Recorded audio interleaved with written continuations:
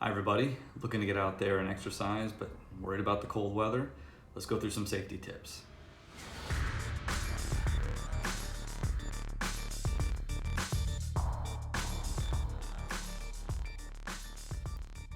So when we're out exercising in the cold, we want to wear several layers of clothing so that our garments can be removed or replaced as needed.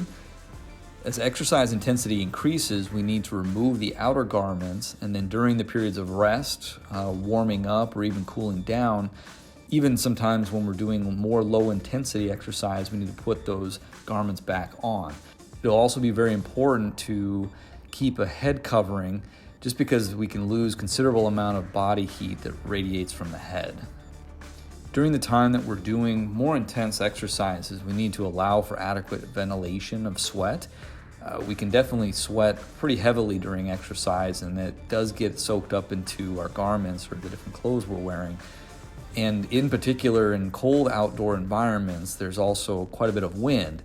So it's better to begin an exercise going into the wind and also finish with the wind at one's back if we're able to. We may not be able to predict such changes in the wind, but if we do feel that that's something we can predict, we should probably try to do so.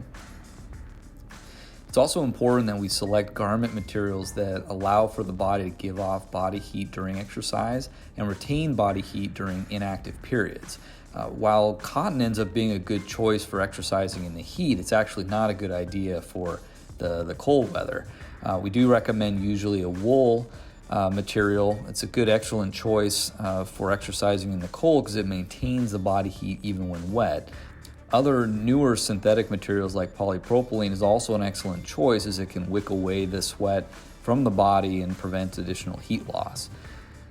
When we're considering wind chill, other materials like nylon and synthetic materials like Gore-Tex have been shown to be effective in preventing additional heat loss. It's just as important to replace body fluids in the cold just as we do in the heat. So fluid replacement is vital when exercising in the cold air, though we may forget to do so. We lose large amounts of water during respiration, and this effect can be magnified when we're exercising. We think it's very important that you still maintain your exercise even in the cold.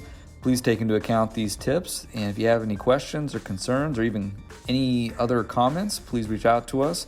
Find us at bostoncommonhealth.com.